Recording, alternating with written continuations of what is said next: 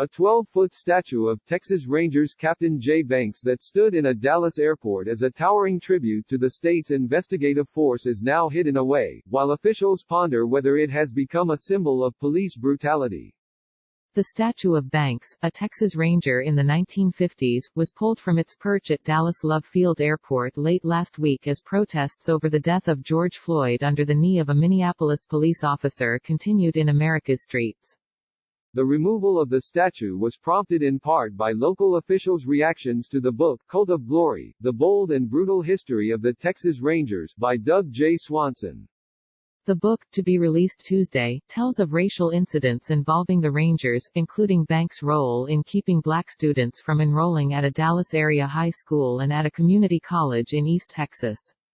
The move to re-examine the Rangers' history of racially motivated policing comes as a national uprising is taking place over the failure to hold law officers accountable for brutal and at times lethal enforcement.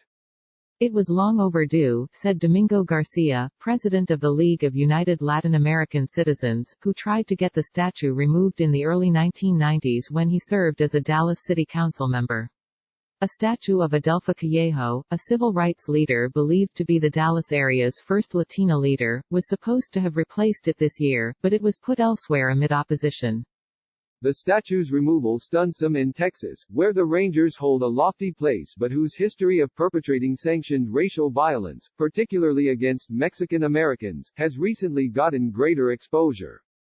Swanson's book includes a photo of Banks leaning against a tree while a black figure hangs in effigy at the entrance of the school, an image getting wider recognition with news of the statue's removal. Unlike officers sent to escort black children into white schools, the Rangers, led by Banks, were there to keep the black children out, Swanson wrote in an excerpt published by D magazine. Swanson says that Banks saw no need to remove the effigy or disperse the mob, and that Banks wrote that the people protesting the children's enrollment were salt of the earth citizens who were concerned because they were convinced that someone was trying to interfere with their way of life. A spokesman for Dallas mayor told the Dallas Morning News that the mayor was unaware of the decision and that he and the council would likely weigh in on the removal. The statue is stored for now. The Department of Public Safety said in a statement to NBC Dallas-Fort Worth that it is aware that the city of Dallas has elected to remove a Texas Ranger statue from the Love Field Airport, which they have the authority to do. We remain committed to the mission of protecting and serving the community and people of Dallas, the agency said. Historian Monica Munoz Martinez chronicled the Texas Rangers' violence against Mexican Americans in her 2018 book, The Injustice Never Leaves You. She said that, like Confederacy statues, Texas Ranger statues and memorials were erected to intimidate racial minorities at times when they pushed for more rights. The Banks statue dates to 1963. A monument to Terry's Texas Rangers, a regiment of the Confederacy, has stood on the Texas Capitol grounds since 1907, Munoz Martinez noted. The Texas Rangers statues have been used as icons, not only as memorialization, but in policing, to quash and destabilize movements that were for civil rights, Munoz Martinez said. Download the NBC News app for breaking news and alerts. The Ranger statue that greeted travelers and visitors to Dallas Love Field, which exuded an image of frontier bravado and cowboy culture, included the Rangers' motto, "One Riot, One Ranger," the tribute to the idea that Rangers can get the job done. But it also assumes that the people who are rioting are lawless and should be suppressed, Munoz Martinez said.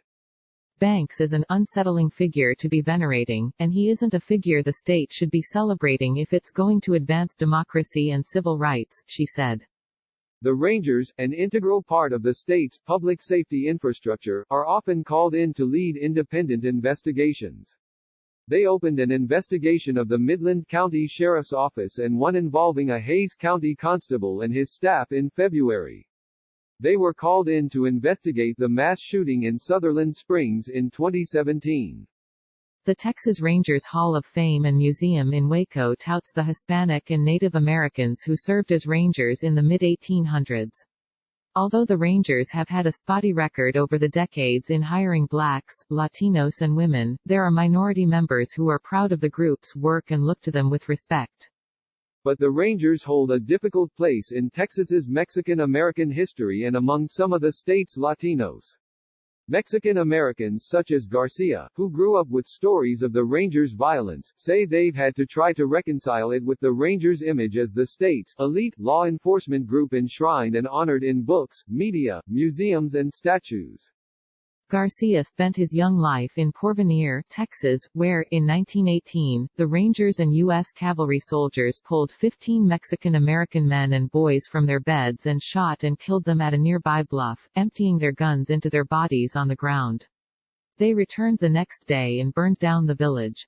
The Rangers had been hunting Garcia's great-grandfather Chico Cano. Families from the village fled to Mexico and later returned, but they lost land because of the Rangers' raid, Garcia said. To the Latino community, the Rangers have been almost a terrorist organization, Garcia said. Porvenir is something my tios, uncles, and tias, aunts, always talked about. They were terrified about the Texas Rangers. A congressional investigation of the Porvenir massacre and other violence by the Rangers lasted weeks and resulted in a 1,600-page report full of evidence of their brutality. No one was prosecuted, and some of the Rangers who were fired went on to be sheriffs, deputies or prison guards. The failure to hold the police officers accountable in 1919 allowed that violent cult of policing to continue in local communities, Munoz Martinez said. Some went on to shape the Border Patrol. The captain of the Texas Ranger Company that orchestrated the Porvenir massacre was fired and rehired later.